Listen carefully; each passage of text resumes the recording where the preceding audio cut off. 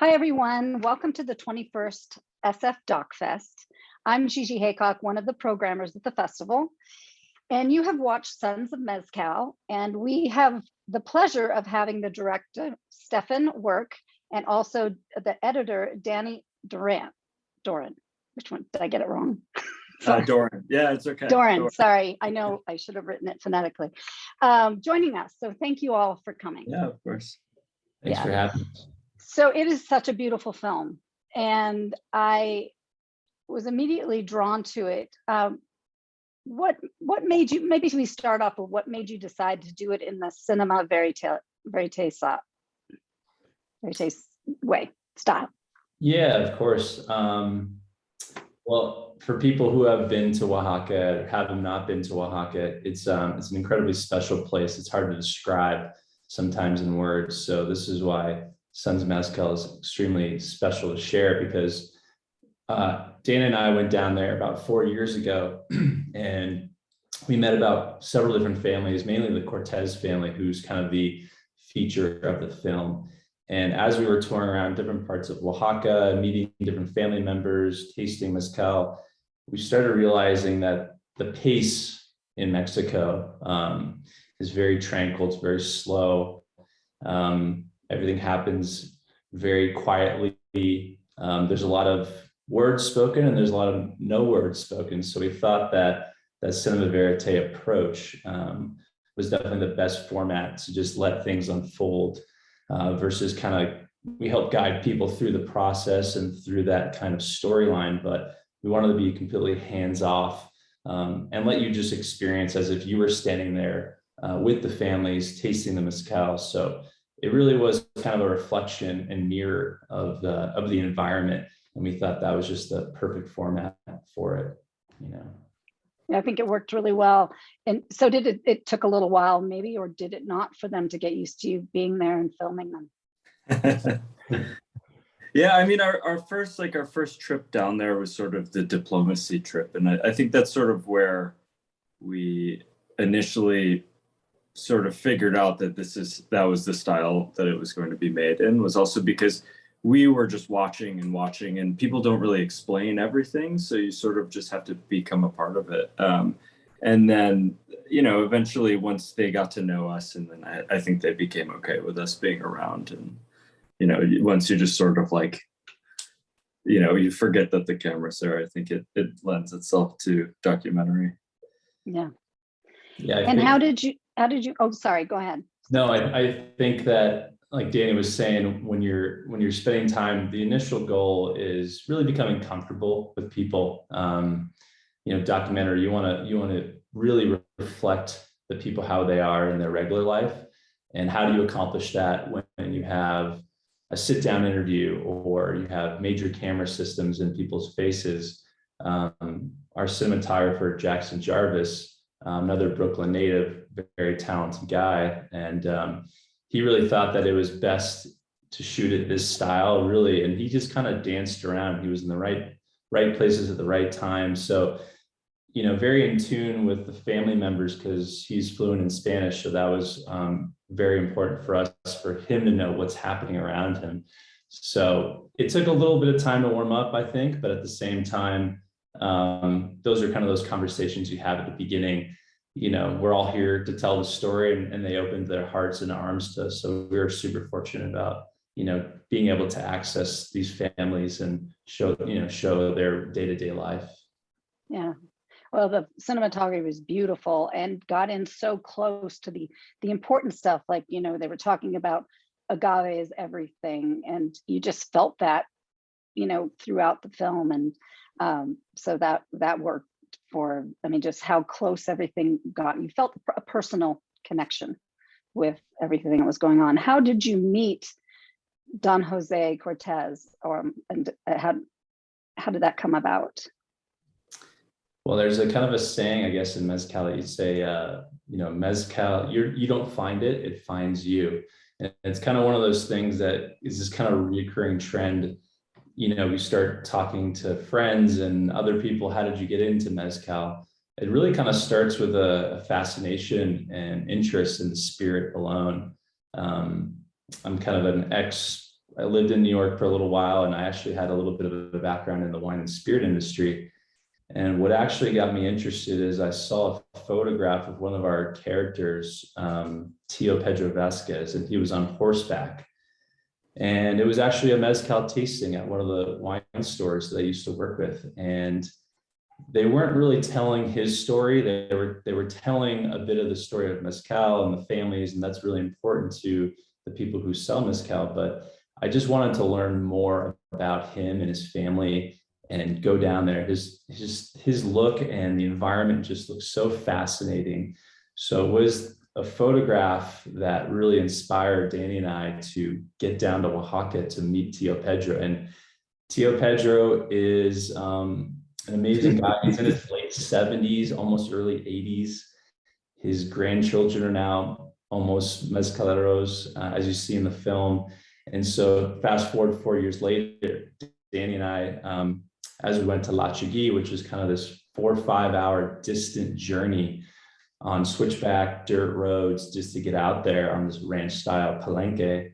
And we basically shot the scene that inspired me to make this movie, was the scene with him and his grandson on the horse going to cut the agaves in the fields. So I think it was just an interest of something that hadn't been shown, really. There's a lot of information about Mezcal, but no one was really showing what is the real life like out there.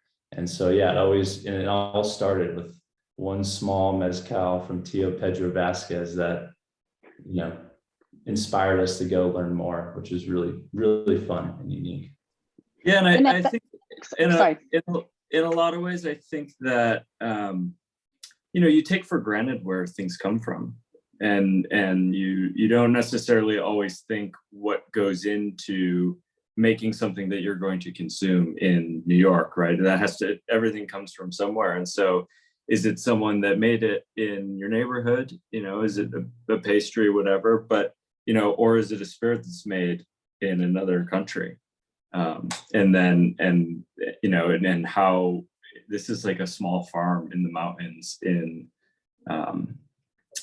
Oaxaca, and you can trace every single spirit. It's in a lot of ways it's similar to wine, as you trace it back. But I think in some ways this is more interesting. It's sort of, I think it's varies so much between producer to producer and town to town. It's really unique. Yeah, it seemed to me that there's a lot of hard work involved, and there's so much attention. They were talking about it's like caring for a child, and that came across, and then also passing it down through the generations of taking care of that child. And he says at the, toward the end of the film, that he can, his sons and they know how to do it now. So it's like he can step back and that it's been passed on. I just thought that was incredible. Part of that as well is, and also the idea of Deshibe, right? Am I saying that? Deshibe, right? Did you know about that before you met them, or was this a new concept of love, family, earth? So Dishbe, Deshibe. Okay. Yeah, it's something that you kind of don't really recognize. I never really heard it here in the US. And as you're going down there in Santiago Mazatlan, kind of the epicenter of Mezcal production, along with so much production in Oaxaca, the Zapotec families, everyone has their own word. So in Mihuatlan, might be a different word. It's desquiche. In Mazatlan, it's dishbe. So, but I think for us, like Danny was saying, people are fascinated about where things come from, and they may not know where they're from. But what's really unique that hopefully people walk away with is that Mezcal is just so much more powerful than it is just a spirit that we get to consume or put in a cocktail or share with friends. It has such a deeper spiritual meaning for the families, the producers, and a lot of people in Oaxaca and beyond in Mexico. So Dishbe is a super powerful word. You see it, you hear it all the time there. And, Mezcal is used at birth, death, celebrations, really any occasion, and any good time to have a good party as well. So there's no bad excuse to be together and share Mezcal together. Yeah. And I noticed, before drinking the mezcal, oftentimes they pour it on the ground, as in reverence, I think, or acknowledging coming from the earth in that spirituality too. And I love one of the things, I think it's Don Jose that says he likes to share mezcal with family every day, whether it's a good or bad day, and that he rests easy after 2 or 3. Don't we all? You're right. And I mean, that's humorous, but at the same time, I feel like they were sharing mezcal every time they did, the production of it, greeting, all of that, and how important that is in every part of their day, not just in a lot of ways. Their life revolves around it, right? They're always doing something related to mezcal, right? Whether it's if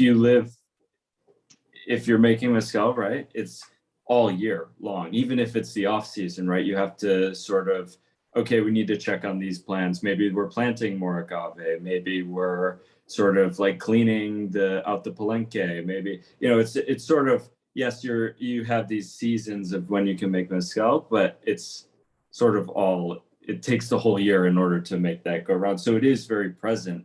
And then every day, you share that with your family and with your neighbors and with your community. And then with us. And so that's sort of what I think, that's where I became very interested. Is once you spend time there, that doesn't just extend to Don Jose and his family, right? You become a part of the family once you spend enough time there, and you spend enough time there, and we're all sharing food, we're all sharing everything. And that's very much part of the culture. right. Well, I noticed that that the land was very arid, and then those shots of pouring water in the small plants was just the vitalness of water and what it needs. I mean, that was a really gorgeous image, I thought, and another part of taking care, of a plant for their livelihood, So that was beautiful. Yeah, that scenes, there's a lot of scenes in the film that don't have any dialogue, and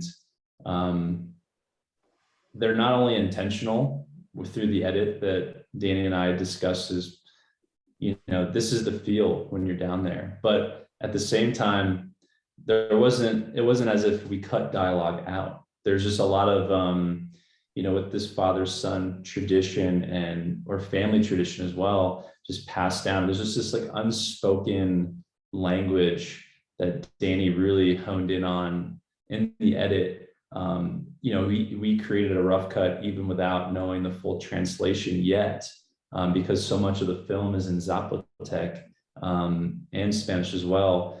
He really, Danny can dive into a little bit, but he really uses intuition, just those kind of the energy between the father and son. They almost just know what to do with each other. Hand me these tools, or where you should be, so there's so much going on. And that scene was one of them when they're watering the agaves, were just little baby agaves. It's super important to water them at the beginning by hand. And it's a lot of work. It was, over 100 degrees that day. The heat maybe didn't pull through, but it was hot filming there, and it was hot to be there. So you can imagine that these baby agaves are just soaking in the nourishment that they need so that it can, last another 7, 10, 14 years it takes for those agaves to grow. And so, that unspoken language, when Don Chucho and his son Jose are looking at each other, they just know what they should be doing and where to be. So that's kind of, kind of an interesting concept of just the unspoken language that the characters and the people have down there, Mm-hmm. So, yeah. Another thing that struck me was your sound design. I don't know if you can talk about that a little. It felt to me as if it was another character. in the film. It from the second it started, you know, in the background as it, and it flowed throughout the whole film. It was remarkable to me. So I'm just curious if you can talk about your decisions on that. Lead post over here, Danny. You want to dive in? Yeah, I mean, as in every movie, you know, sound is as much a part of the conversation and as much a part of your senses as picture, right? So, and I think sometimes the absence of dialogue, there is still sound. It's not just because there's not a lot of dialogue, just because there's not a lot of speaking, doesn't mean that there's no sound. And, you know, we played with a lot of different ideas. It was, could we do voiceover, right? We have some elements of interview voiceover with Don Jose. Could we do titles, like to sort of explain what was going on? But we sort of landed more on the let's have people experience what it's like to be there side of things. And let's let people sort of feel what it feels like and hear what it sounds like in Oaxaca. So, you know, we had amazing sound recordists, Adam, Max did an amazing job with sound design. And then one of my favorite things is the music that our composer Eduardo made. And it's so cool because he also, some of the instruments are made from parts of the agave. So there's, if you hear that really low, like kind of didgeridoo-esque sound, that instrument is made from the quixote, which is the flower stalk of the agave plant. They sort of dried that out and hollowed it out to make this instrument. And they play that in the soundtrack, which I think is so cool. So it's sort of like, not only is so much of it location sound and things that were recorded there and sort of rebuilt to really emphasize what it feels like to be there. But then also there's the added element of music that's sort of made from the land, which I think is really, really special. Oh, that's great to know. You know, that's kind of a very interesting little. Yeah, I mean, and that's, you know, and it's like when you talk about, you know, it's how authentic can you make a documentary, right? And, you know, in a way, you know, it's still storytelling. Did we lose you? Stefan, No, you there? I'm here. Can you see me? Yeah, I really. Oh, there we go. Yeah, yeah. I mean, I'm really happy you brought that up because, you know, sound is so important, but the music I think really brought things together. And Eduardo lives in Mexico City. He's a super talented composer, sound designer, jack of all trades. Our initial meet and greet in Mexico City, we just hit it off. Sharing micheladas at one of the busiest mercados in Mexico City.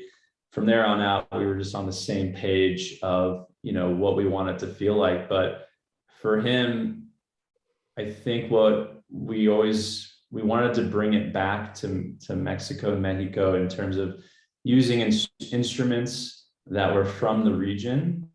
But I think what the most unique part of that is Eduardo was thinking a little more outside the box and using those instruments in a different way. So a little more experimental. So instead of hitting the strings with his hands, he's altering the way that he's interacting with those instruments. And we were able to pull in this amazing quixote player, or the trompeto mayo, from a guy who lives in Puerto Escondido on the coast, actually, and he does sound healing with people. And so we wanted to bring in that extra layer, you know, as you peel things back, that not only is the film based here, the sounds that you're hearing are actually, some of the instruments are from the agave, like Danny was saying. So there's a lot of layers to peel back, but I thought that was most authentic to pull in. And just the sound of it, really bassy, and it just kind of transports you to a place. Yeah, the team did an incredible job, and they really kind of just ran with it. And there really weren't a lot of revisions. They kind of just nailed it on the first take. And, you know, that's when you know everyone's in tune with the feeling of what you want people to walk away with, Yeah. Well, it was very apparent. And I mean, this is a beautiful personal glimpse into these people's lives that I was thankful that I got to see and learn by watching these gorgeous, wonderful people and doing what they love. I mean, it's with the people they love. So thank you both for sharing that with us. And I can't wait. What are you going to be putting it at other festivals and things like that, or where is it going after this? That's always the question, right? I think in the last like 10 months, our goal has really been, taking around the US, taking around Mexico and sharing it with many people. And, with Mezcal industry, such a booming industry. It's one of the biggest booming spirit industries in the world. They will never be able to get to where tequila has boomed. And that's clearly evident because some of these agaves take up to 30 years to grow. And so it's meant to be very small production.